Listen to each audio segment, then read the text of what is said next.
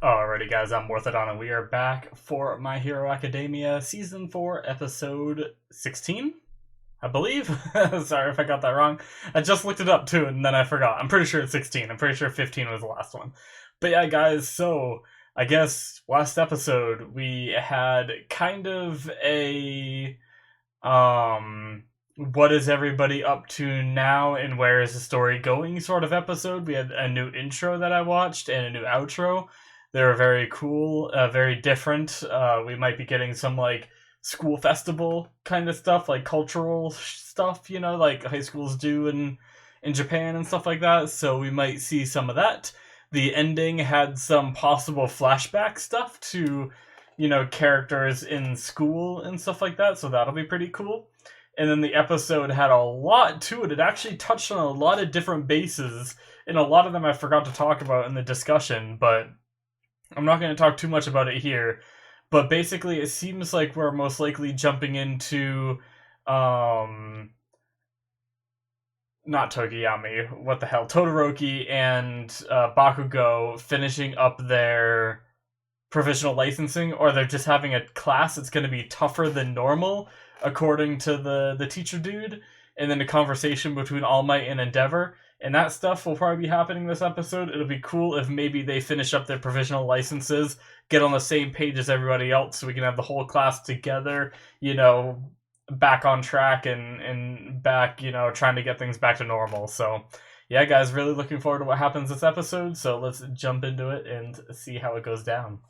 Alrighty, full length. We are going to start the episode in 5, 4, 3, 2, 1, now. Yep, training course. Okay, so it might not be the last test yet.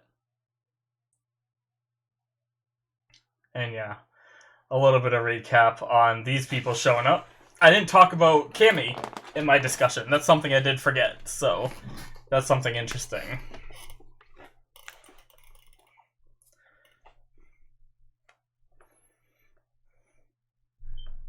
Yep. Go meat. Yeah, and right here they say they're going to make today's training a little harder. So it's not the final test yet, but it's just training that they're making harder. Interesting. And now this opening again.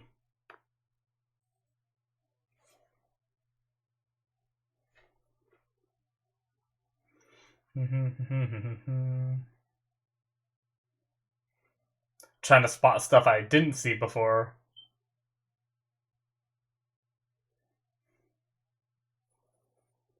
I'm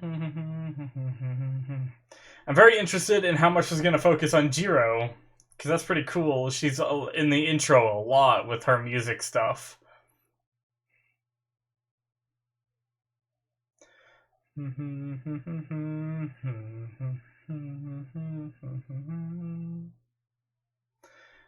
Brooding Bakugo.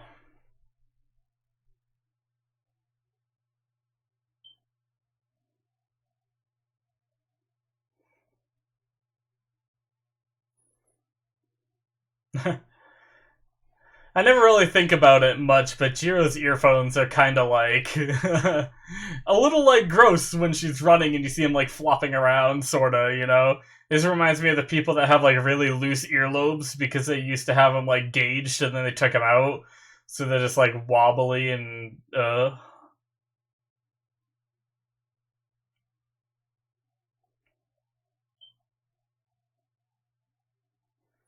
All right. Hmm. All right. So these two are still together. We're not compatible. So they know they're in training right now? They're all in costume and stuff.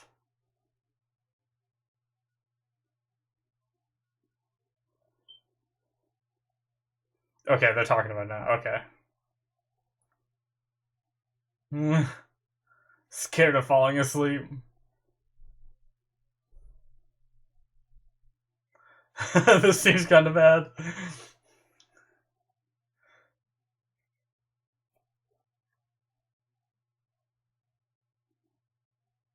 11? Is it Cammy? Or who's the 11th? Wait, what?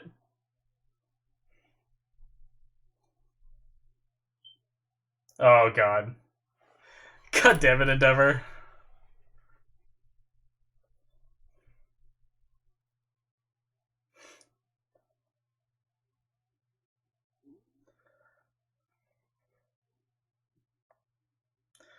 Andy Nasa. Huh. He didn't sign my thing. Yup, this.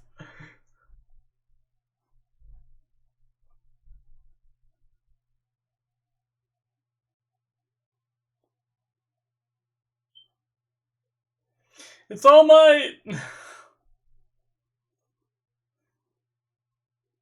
I love that they all still love him, even regardless of his form and retirement and everything.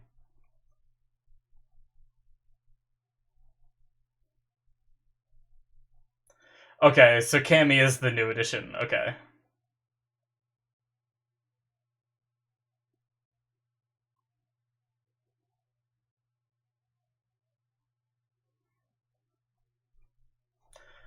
Foggy memory. Interesting.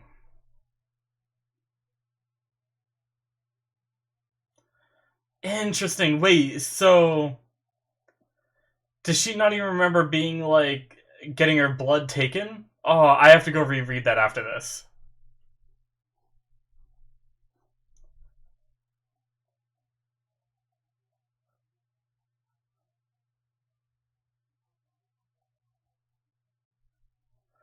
Yeah, interesting. Okay, yeah, so she just doesn't remember anesthetics in her blood. Wait,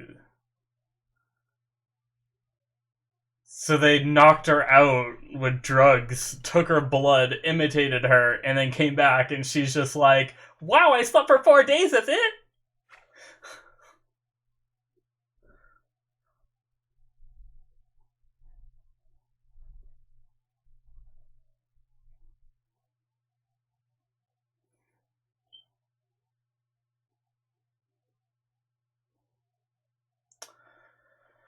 Alright, King Orca again, and he has his water bottle.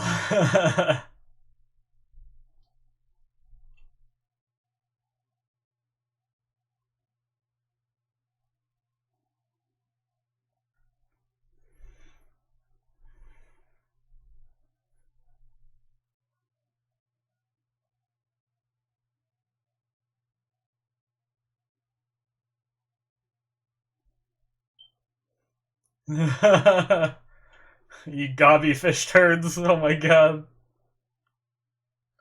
Drill Sergeant King Orca. What the heck, he's scary.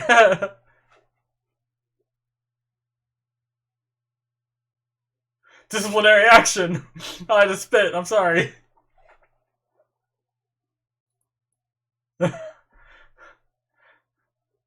What? He even agreed with him. Uh,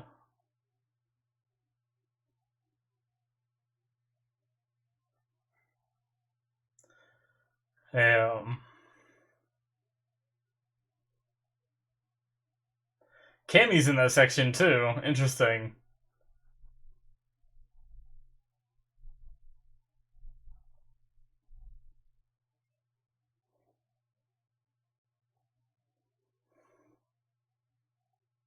Oh boy. To save and be saved.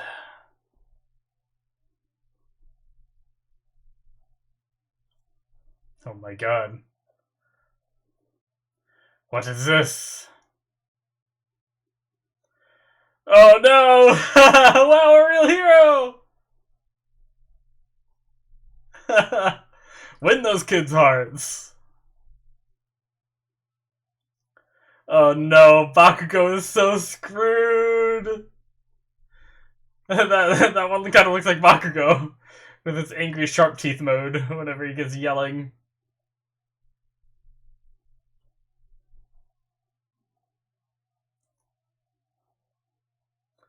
Where's the battle?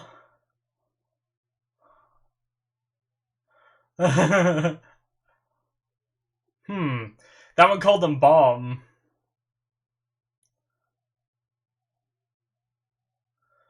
Who's this kid?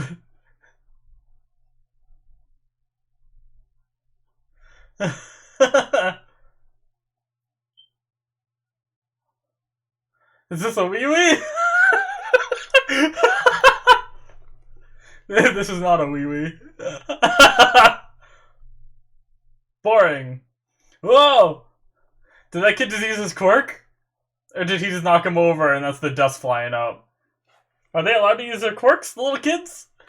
I'm sure some of them have them, right?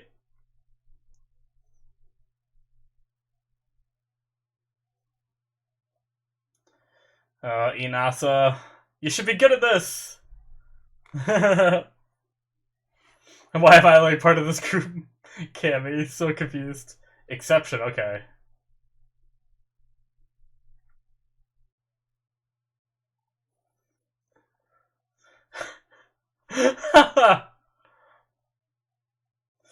Oh.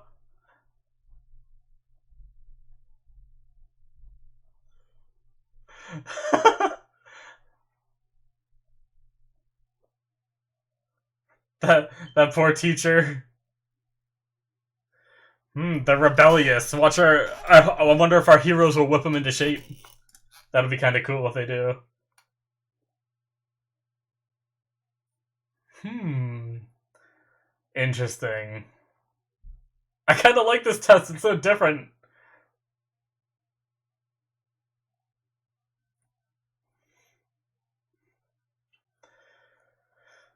So everyone else has a lecture, and our main students have to deal with this. Is this why President Mike was here? Is this the backup that was needed? I know they said League of Villains in the last episode, but what if all these elementary school kids get out of hand?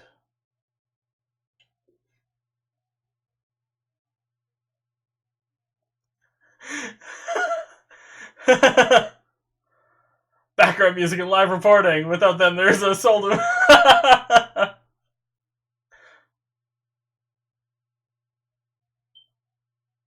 Mighty boy.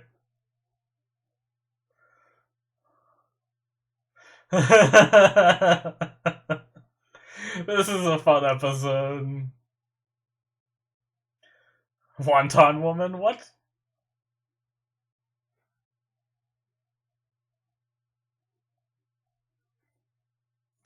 Oh, now we're getting to the nitty gritty.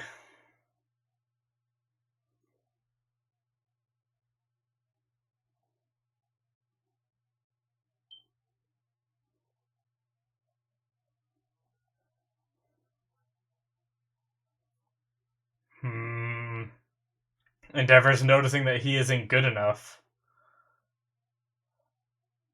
Damn.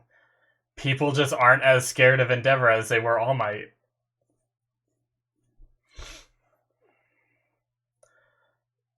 Damn, Endeavor. I did not expect that from him. Whoa, I just got chills. Holy shit, guys. I did not see that coming. Holy shit. Straight up tingles everywhere. Wow, Endeavor.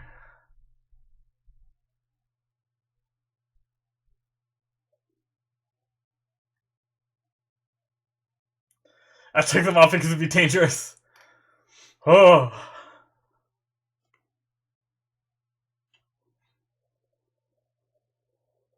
Oh, God.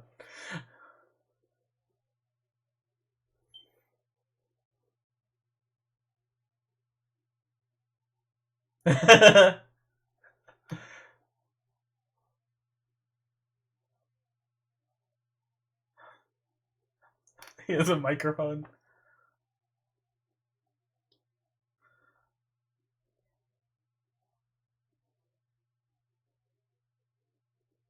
They're all listening.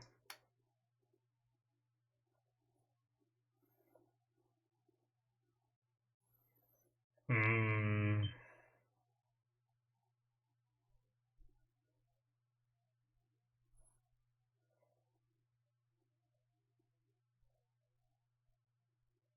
Ah. Ooh, Bakugo.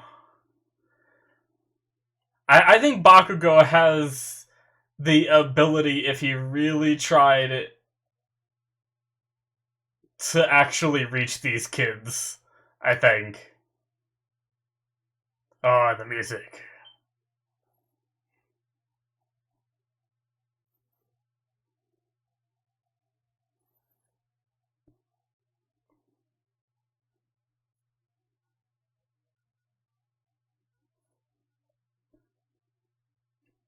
Ooh. Find the boss. Is it the...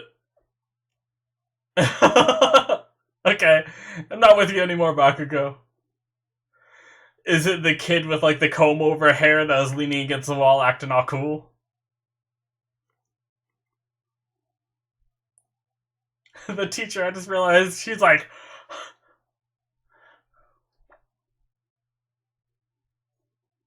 yeah, this guy.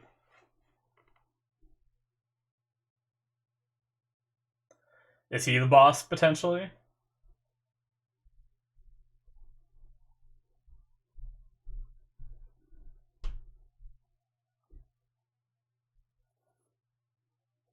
This is the sideshow.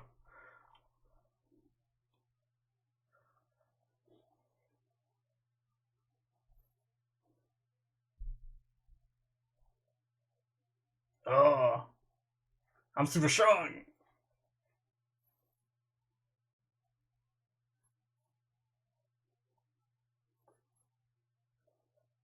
He started a commentary.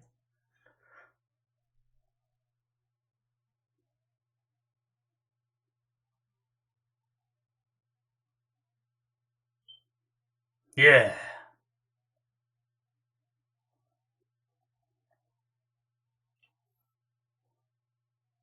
Oh, yeah.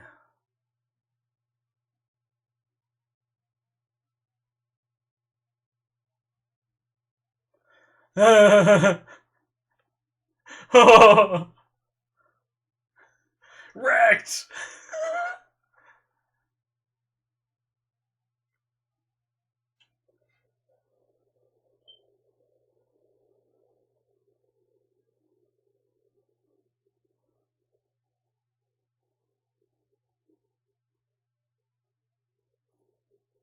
That's how I was raised.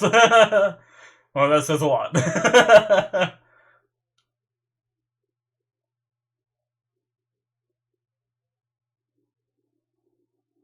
Bakugo, he's so confident that Todoroki's way isn't gonna work.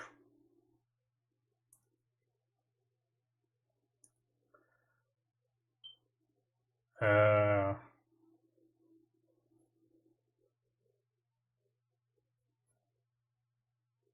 Literally climbing.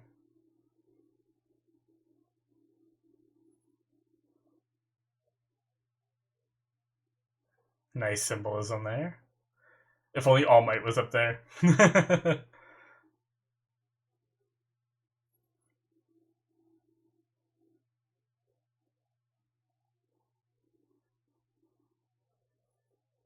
Hmm.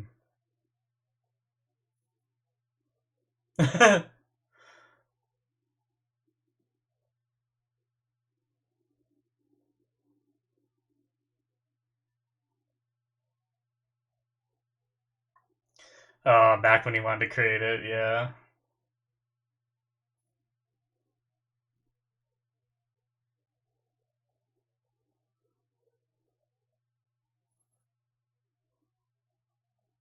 Yeah.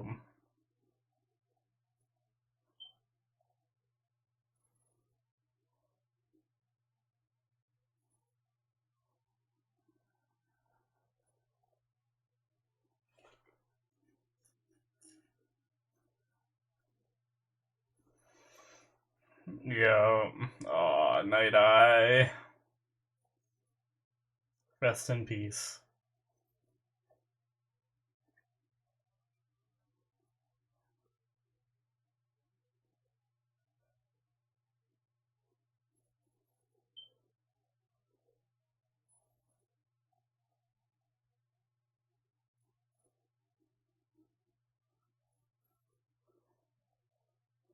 Yeah, this was back. Yeah.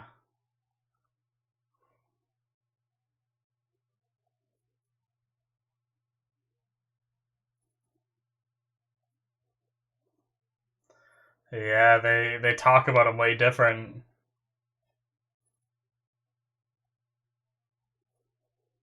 Hmm. Interesting. Ah, that's such a cool conversation. Oh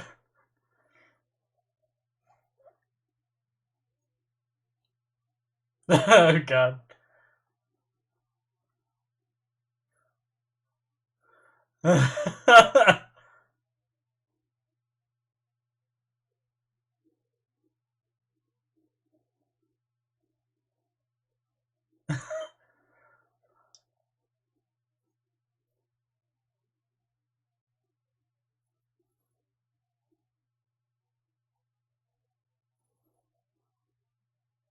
God, Endeavor, chill.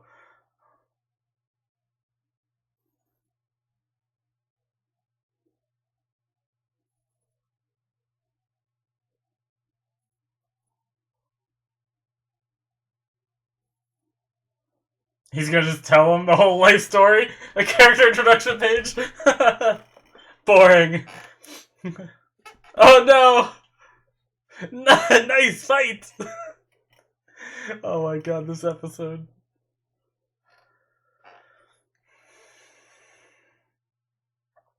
Oh.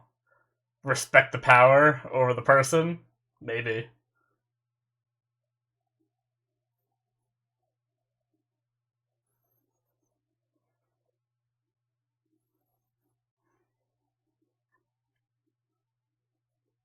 Practical skill demonstration. Alright. Hmm.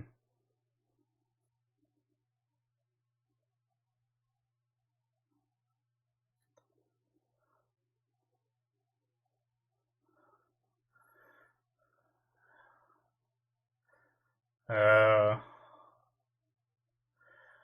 They think they're better. Look at them all. Look at all their quirks.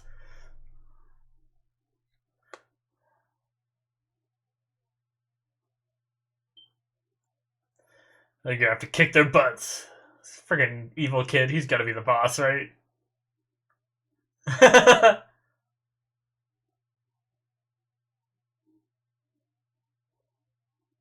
Oh, he's over there now.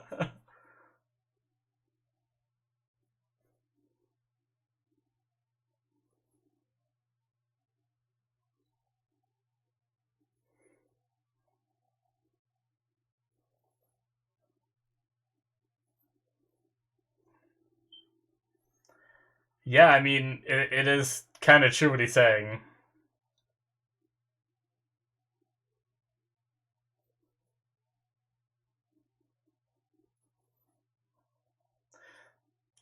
That's an interesting quirk. Ah! Wait, it's over? No! It was just getting good. No, just kidding. That whole episode was good. Interesting, though. Interesting episode. Alright. Oh, now we know some of the kids in that picture are the ones we just met this episode. We still don't know who the bunny girl is. That's Mirio when he was a kid. Mirio a little older. Present Mike. See if I can identify more of these this time. Okay, Midoriya. Just sitting in his bed. Bakugo brooding in his bed. Everybody brooding in their beds. I guess Todoroki and Kirishima weren't. Mirio looks so sad in that one.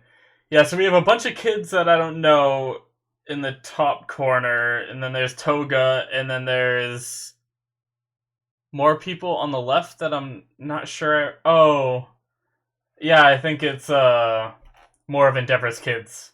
That's probably what it was.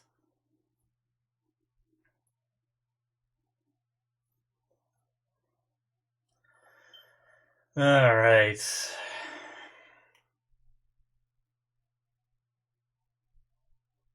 no preview. Alrighty, guys, so that's the end of episode 16. Interesting episode. Honestly, I think this is going to be one of the harder ones to edit because, like, okay, to give you a little, like, rundown, I do this every now and then where I talk to you guys about, like, my editing method, but usually I try to find, like, the least interesting stuff where I usually talk the least for the most part. Sometimes I cut out parts where I talk and remove it, right? But in this case, it was like really interesting conversation cut straight into really fun stuff with the kids, like really funny, and I'm like laughing and enjoying myself the whole time. And I think it's going to be really hard to cut out. I have to like make a decision of like, okay, this one isn't as funny as this other time, so I'll have to cut that out. This serious part isn't as serious as the other part, and find a good combo there. Oh, it's so interesting. This episode's going to be tough. But yeah, anyways, let's talk about the episode instead of my methodology of editing. But basically,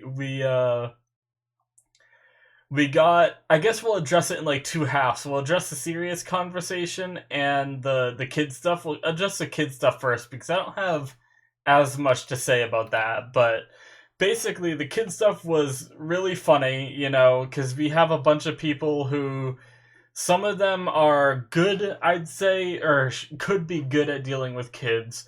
And then we have some that could be terrible at dealing with kids. And then we have some neutral, right? I'd put Inasa as, like, potentially really good with kids, they said at this episode, where his passion kind of, like, in his energy can sometimes incite the kids into, following him a bit more. But obviously this is, like, a trouble class that doesn't exactly do that. Just because obviously Inasa needs to have some struggle as well. But I think in, like, a normal situation, Inasa might be one of the best ones to deal with these kids, just because he's, like, one of the most friendly, you know? And then in the neutral category, I obviously put Todoroki, who is just, like, trying to be himself, and then Cammy, who, like, doesn't really seem to have any motivation to really get this done. Like, she tried, like, one thing, and then the rest of the episode just ridiculed everybody else for what they were trying, right? Not that there's anything wrong with that, but it's just, like, it seems like she's, like, kind of, you know, lighthearted and more like go with the flow kind of thing, and however this plays out, well, whatever, that's how it plays out, whether I win or lose, because she wasn't like, oh my god, I gotta figure this out, I gotta win this. She was just like, alright, I'll pull this kid into my boobs and hug him, and now all the other girls hate me, and oh well, now I'll just talk about what everyone else is doing, you know? So I think she's just more on like the neutral side, in my opinion. And then there's Bakugo, who is on the probably not good with kids. Like I said during the episode, I think if Bakugo, even if he kept his angry voice, I think he could still say something or do something very motivational, you know? Because we've seen a few times Bakugo, you know, be motivational just through his actions rather than his words and stuff like that, and people kind of looking up to that, right?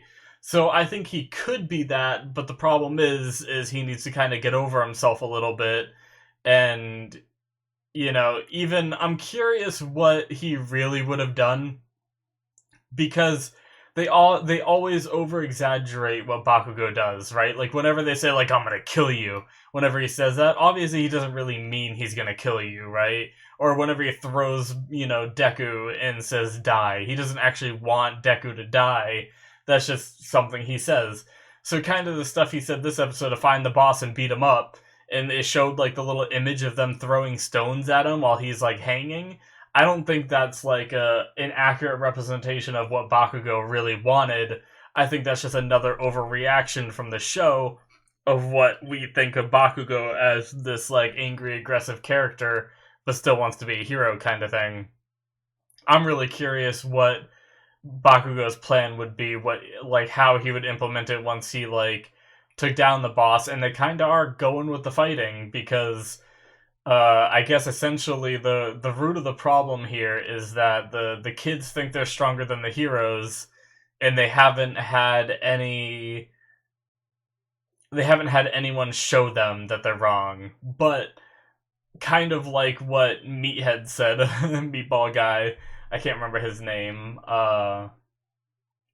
he was saying that they, if you know, use your full power and just completely overwhelm them, you're gonna maybe even discourage them from being heroes. You know, you're gonna ruin their self-esteem and stuff like that. That's not the exact thing he said, but that's like me reinterpreting what he said. But then if you let them win, obviously their cocky attitude is gonna continue, and they're gonna be like, "Ha! See, we beat heroes. We're better than them." So, like, they need to somehow find a different solution to this problem that they have that doesn't involve beating them but doesn't involve losing to them either, which is going to be interesting. I'm wondering what they're going to do in that situation, you know? Like, My Hero always has such a unique way of doing things that I really have no idea what that plan is going to be. So very interesting stuff. And it was only our four, you know, main-ish characters in this group. The rest of them, they said there was 11 total. So the other 7 are off doing their normal, like, just studies, like, lecture stuff, it sounded like. So, interesting. But yeah, they basically gotta whip these kids into shape. But I really like that Gang Orca, even though he was yelling and being very aggressive and being very, very different from what we saw him in the previous episode, it's kind of cool, like, seeing a little more of him this time. But, he also believes in them, right? Even though he said you guys only have combat ability and stuff like that, the teacher was talking to him and saying, like, you know, all these kids are a problem. They're not going to be able to do anything about it. They just are uncontrollable. And he said, "Well, just watch. You know, I think these kids can get them into shape. You know," and that's kind of cool that Gang Orca, regardless of what he said when he was yelling at them, does, like, truly believe that they have the ability to pull this off. So I'm really, like, I always love that kind of thing where, like, you know, these kids are all rowdy and disrespectful at first, but then by the end of this, they're going to be very respectful, and I really like that aspect of really any show in any context. You know, that kind of, like, that kind of thing where, you know, there's someone or a group of people that are disrespectful and stuff, but eventually the characters earn the respect they deserve and stuff like that. I'm really looking forward to seeing that, you know, in the next episode or the one after that, depending on however many it takes. But yeah, that's some cool stuff with kids. But one of my other favorite parts, like, that the kids stuff was very funny, and I think it's gonna be very fun to see in the next episodes. But I think the highlight for this episode for me was definitely Endeavor and All Might, and how Endeavor was talking about how, you know, regardless of the pride that Endeavor has, as much as he wants to be number one, and he is number one now, but he didn't truly earn it, really, you know. I think he definitely, I mean, he even said it this episode that he's seeing how people talk about him and how people, like, how the crime rate has risen slightly, and only a 3% increase. Granted, I'm pretty sure when it comes to crime rate numbers, they're relatively low, so I think 3% is a significant amount. But at the same time, you know, he's noticing this, and he's realizing that, you know, All Might had this symbol of peace thing going, and even though I never respected him for it, I'm suddenly understanding, like, the burden and everything, and I want to know more about how he, you know, created the symbol of peace and how he built this, you know, wall that has been, or this pillar, you know, that has been holding up for his, you know, almost his whole tenure. Even All Might said that towards the beginning it was rocky, right? Like, building it up. And what's it called? But then, like, you know, Endeavor was like, I can see it crumbling, you know? Like, right before his eyes, him being number one, and he can't sustain what All Might built, and that's probably eating away at him, not only on a pride standpoint where he's not as good as him, but also on a, like, because I truly believe that as messed up as Endeavor is as a person, I truly believe he wants the world to be better, right? He just wants to be the best at it. So he's starting to see the world slipping through his fingers, and he's having a hard time with it. So he actually went to All Might and talked to him about this, which is super interesting. And I like how All Might, his response wasn't like, "Oh, you need to follow in my footsteps. Here's what I did." He said, "You need to find something that works for you, something that, something that people can grasp onto, but it doesn't have to be a symbol of peace.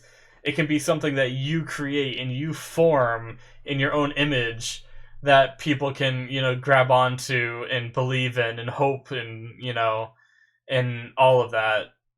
And I really like that. And I also love the symbolism of Endeavor talking about how he crawled his way to rank 2 by 20 years old, and it showed him like climbing the mountain, but he has realized that he has reached his peak, but the peaks in front of him are so much higher, and he said that's why he is raising Todoroki. So it's not even, it's almost like his opinion has changed, where he raised this thing to make him number one, to now he's passing it on to the next generation. He just hopes that Todoroki can be raised right now and kind of take the mantle. But I don't know if Endeavor truly thinks that he should be like in the beginning it seemed like Endeavor wanted Todoroki to achieve this goal for Endeavor, right? Not for Todoroki himself. And it's kind of starting to seem like Endeavor wants Todoroki to do it for Todoroki, not just to be in his father's image and his father to be proud of and stuff like that. He just wants his son to succeed. So I think like a little bit of All Might is kind of wearing off on him, and he's starting to like realize that maybe being number one isn't all that's cracked up to be, or just not as easy as he thought it would be, So I really, really love that aspect of the episode. And then there was some other like really funny, like just third party things where like President Mike was there, and he just, he burst out and he's like, "I'm a performer. I can't just sit here and, watch this happen without announcing what's going on." And he just starts announcing and narrating everything that's happening, which is really funny. He's just a performer at heart, and that's just what he wants to do, and he does it when he wants to. I thought he was gonna start like laughing at the situation when he was sitting there like twitching, and I thought he was gonna like start bursting out laughing at these like kids that are messing with his classmates or his students and stuff like that. But no, he ended up just really finding the urge to need to do announcing, which is cool. But oh man, but yeah. So a lot of some of the kids we saw were actually in a picture in the end credit, which kind of amplifies the idea that we might get to see everything that we saw in that ending in those pictures. We might actually get to see, which would be very cool. Possibly Toga backstory when she was in school. Either that or that's her pretending she's in school and that's current time, right? And she's infiltrating a school or something like that. But there's also, past All Might and past I think there's some past Endeavor, or maybe it was current Endeavor.